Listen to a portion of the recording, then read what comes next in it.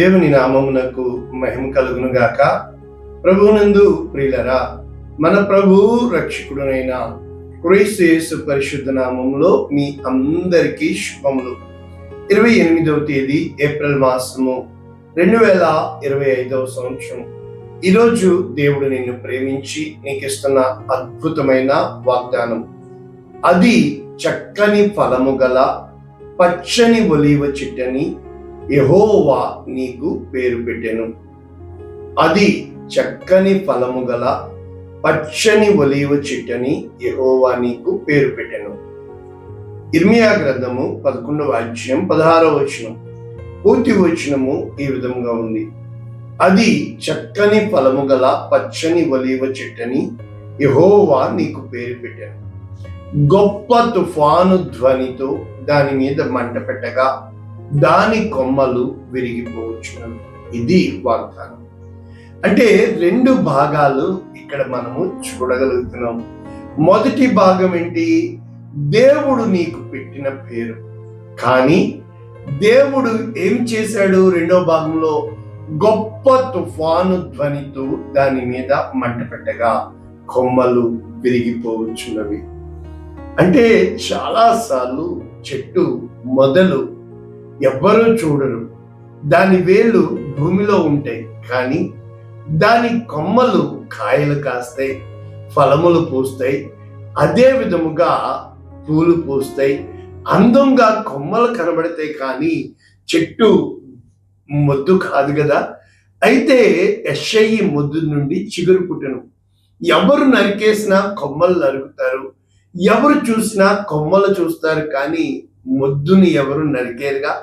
కానీ as long as the stem is there, ఆ మొద్దు నిలచి ఉన్నంత కాలము అది తిరిగి ఫలిస్తుంది. నా జీవితంలో జరిగిన సాక్ష్యం, నీ జీవితంలో జరిగే సాక్ష్యం ఏంటంటే, నీవు నేను నిలదొక్కుంటాము, బాగా చక్కగా ఫలిస్తాము, కానీ ఖచ్చితంగా కాలాల గుండా మనం వెళ్ళాలి. ఆకులు రాల్చే కాలం, ఆ పిందులు నేల రాలిపోయే కాలం, తుఫానులు సుడిగాలుల గుండా నీవు నేను వెళ్ళవలసి వచ్చినప్పుడు, ఆ మంట పుట్టినప్పుడు అంట దేవుని ఉగ్రత.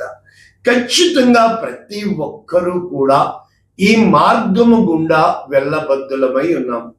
ఈరోజు దేవుని వాక్యము నేర్చుకుంటూ ఇక్కడ దేవుడు ఏమని పేరు పెట్టినట్లు మనం చూస్తున్నాం. చక్కని ఫలము గల పచ్చని ఒలీవ చెట్టు. కనుక దేవుడు పెట్టే పేర్లు ఈరోజు ఒలీవ చెట్టు కోసం మనము నేర్చుకుంటున్నాం. ఇంగ్లీష్ స్టాండర్డ్ వెర్షన్ నేను చదువుతున్నాను. Jeremiah chapter 11 verses 16. The Lord once called you a green olive tree.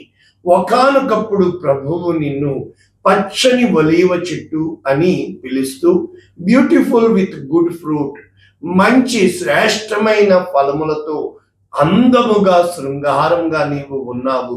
కనుక చెట్టుకి ఎప్పుడూ కూడా ఫలములను బట్టి తీర్పు తీర్చబడుతుంది. నీవు నేను కూడా ఒక చెట్టుగా, అంటే ఆ గుడ్డివాడికి యేసుక్రీస్తు ప్రభుల వారు వాని కన్నులు ముట్టినప్పుడు నాకు చెట్లు కనబడుతున్నాయి, మనుషులందరూ చెట్లులాగా. ఇది సత్యం. మనమందరము కూడా అంటే నీటి కాలువల యోరను నాటబడినదై ఆకువాడక తన కాలమందు ఫలమిచ్చు చెట్టు వలె ఉండును అని మన కోసము ఆ కీర్తన 1లో చెప్పబడుతుంది. అదే విధముగా పదే పదే నేను చెప్పే ఇర్మియా గ్రంథము 17:9, హృదయము అన్నింటికంటే మోసకరమైనది, అది ఘోరమైన వ్యాధి కలది. అయితే అక్కడ రెండు చెట్లు మనము ఉన్నట్లు చూస్తున్నాము.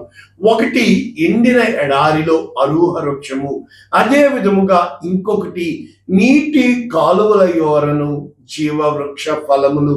కనుక ప్రభువునందు ప్రియులరా, ఫలమును బట్టి, అదే విధంగా మత్తయి సువార్త 7వ అధ్యాయంలో ఆ యొక్క ఫలమును బట్టి చెట్టు పనికి మాలిందా లేకపోతే ఫలభరితమైనదా చెప్పవచ్చు అని చెప్పబడుతుంది. కనుక ఫలములు అంటే మన క్రియలు, మన మాటలు, మన ప్రవర్తన, మనము తీసుకునే నిర్ణయాలు, మనము ఇతరులకి మన ద్వారా కలుగుతున్న ఆశీర్వచనాలు, ఇతరులు మన యొద్దకు వచ్చి ఏ ఫ్రూట్ తీసుకోగలుగుతున్నారు, అది మనము నేర్చుకోగలిగితే దేవుడు ఇశ్రాయేలీయులను ఆ యొక్క మంచి ఫలములు ఫలించే ఒలీవ చెట్టు వలె వారిని చేసి ఉన్నాడు.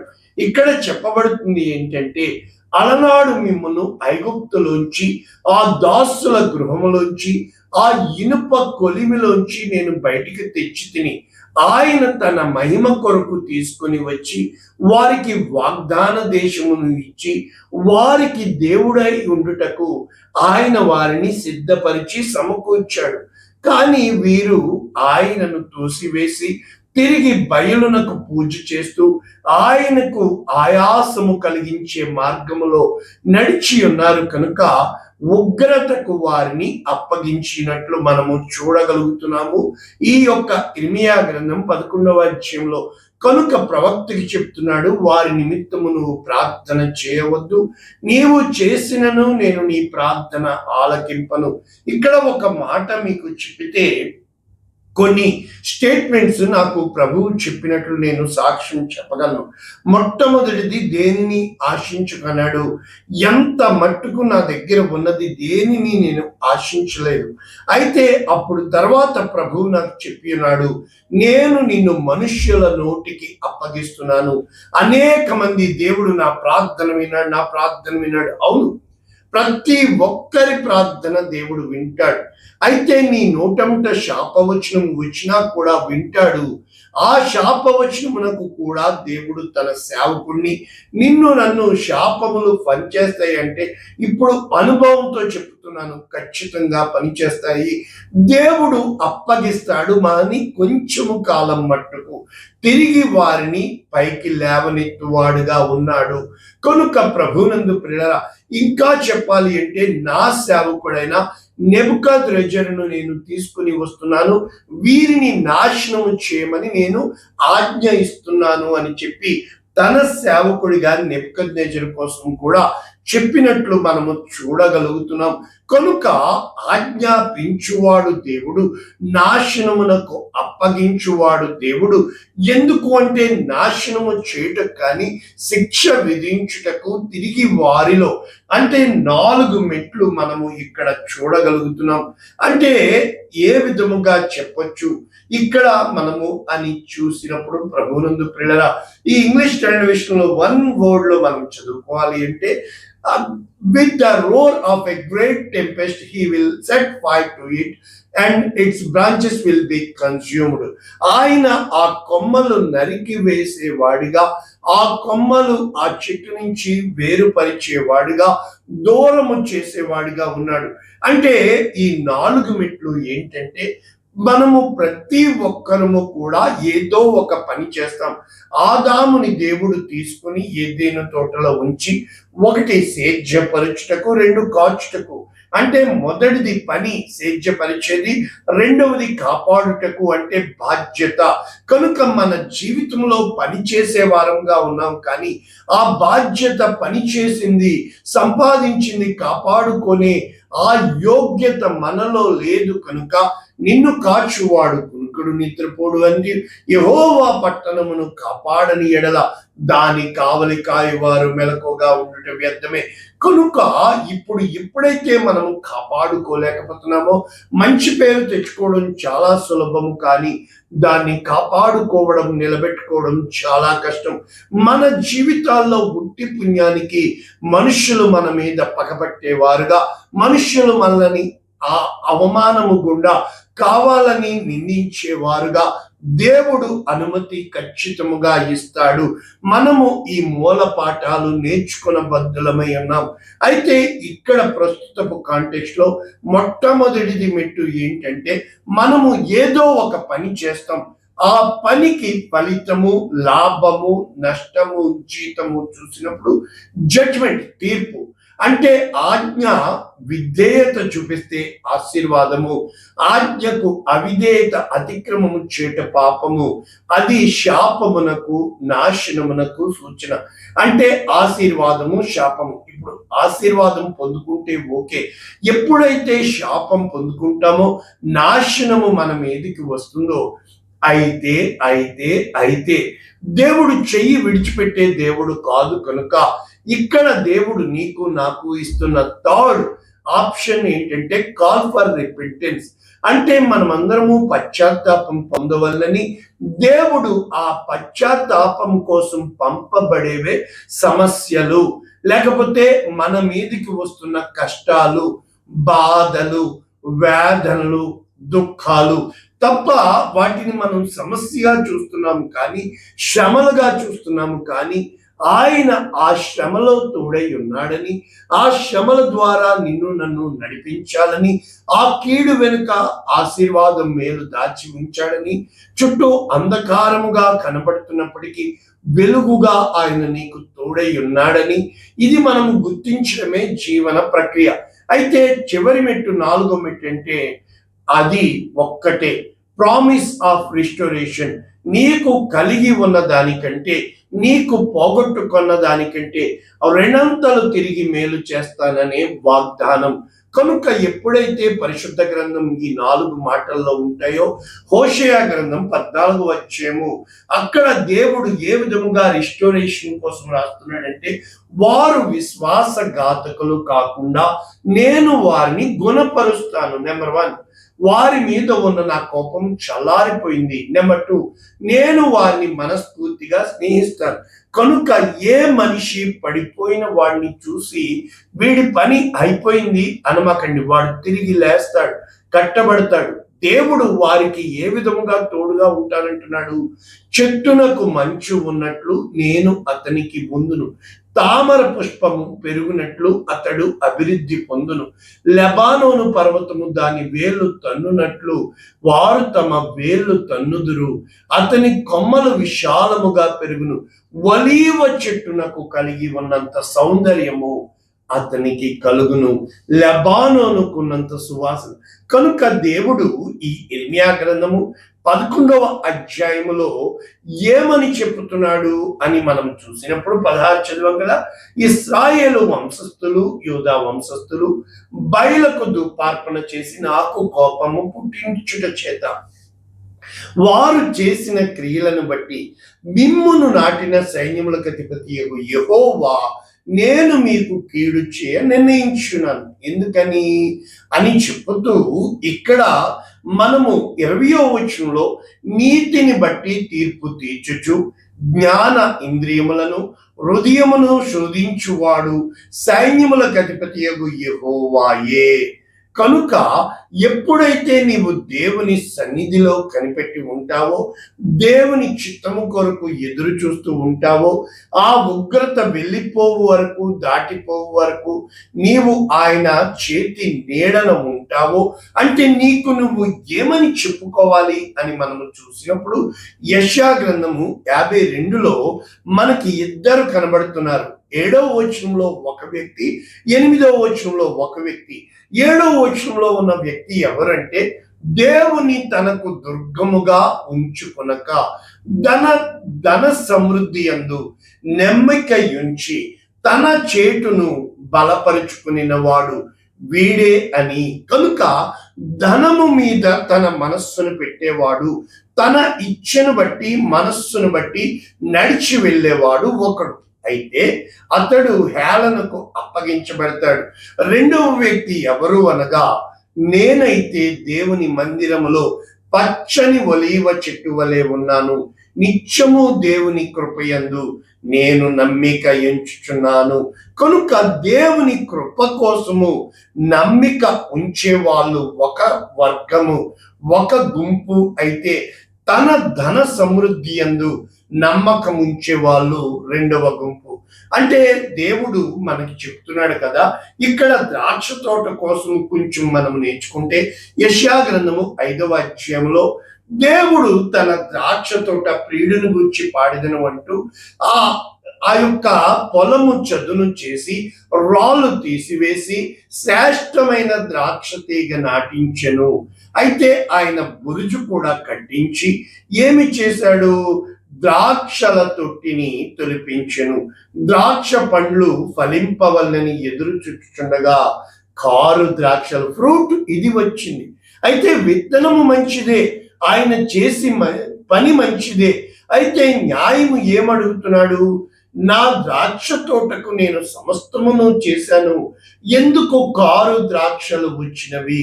కాబట్టి కంచెను కొట్టివేస్తాను, దాని గోడను పడగొట్టి పాడు చేయబడుటకు అప్పగిస్తాను, అది శుద్ధి చేయబడదు, పారతో తవ్వబడదు. కనుక ప్రభువునందు ప్రియులరా, ఎప్పుడైతే ఆయన చిత్తములో మనము లేకుండా అటు ఇటు వెళ్ళే వారంగా ఉంటామో మన జీవితము ఈ విధమైన మార్గమునకు దేవుడు అప్పగించువాడిగా ఉంటాడు. అయితే యెహెజ్కేలు గ్రంథం 15వ అధ్యాయంలో కూడా చెబుతూ, నరపుత్రుడా, ద్రాక్ష చెట్టు కర్ర అడవి చెట్టులలో ఉన్న ఏ చెట్టు కంటే శ్రేష్టమైనదా అని చెబుతూ, ద్రాక్ష కర్ర అంట ఏ పనికి ద్రాక్ష కర్ర పనికి రాదు, ఉపకరణము తగిలించుటకైనా కూడా పనికిరాదు. అంటే ద్రాక్ష కర్రతో మేకు కూడా చేయలేమంట. అయితే పొయ్యికే సరిపోతుందంట. అగ్ని చేత కాల్చబడి అది ఇంకా దేనికి కూడా పనికి రాదంట. ఎప్పటి వరకు? ద్రాక్ష అంటే ఏమంటున్నాడు? ద్రాక్షను నేను, మీరు తీగలు అంటున్నారు. కనుక ప్రభువునందు ప్రియులరా, ఎప్పుడైతే మనము ఆయనలోంచి జీవం పొందుకోకుండా ఉంటామో, నేను నిజమైన ద్రాక్షవల్లిని అంటే యెహోవా మందిరపు పునాది వేసిన నాటి నుండి మీకు సంభవించిన దానిని ఆలోచించి, వారు మందిరమును కట్టబడడం మానేసి వారి గృహములు కట్టుకుని వారి వారి జీవితాలు స్వలాభం వెతుక్కుంటున్నప్పుడు ఏమంటున్నాడు? కొట్లలో ధాన్యం ఉన్నదా?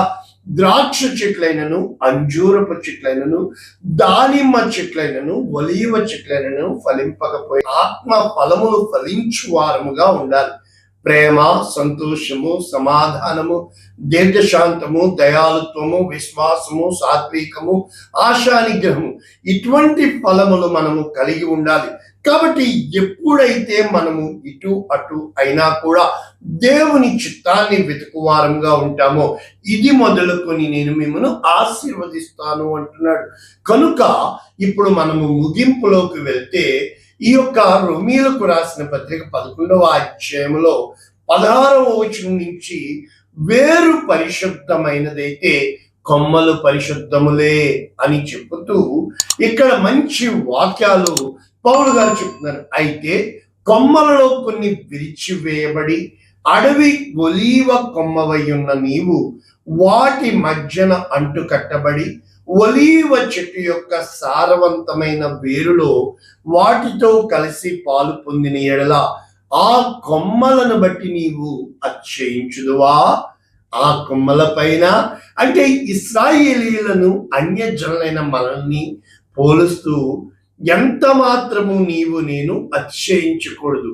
వేరు నిన్ను భరించుచున్నది, కానీ వేరును నీవు భరించలేదు. కాబట్టి నీవు నేను అంటుకట్టబడుటకు కొన్ని కొమ్మలు విరిచివేయబడతాయి ఖచ్చితంగా.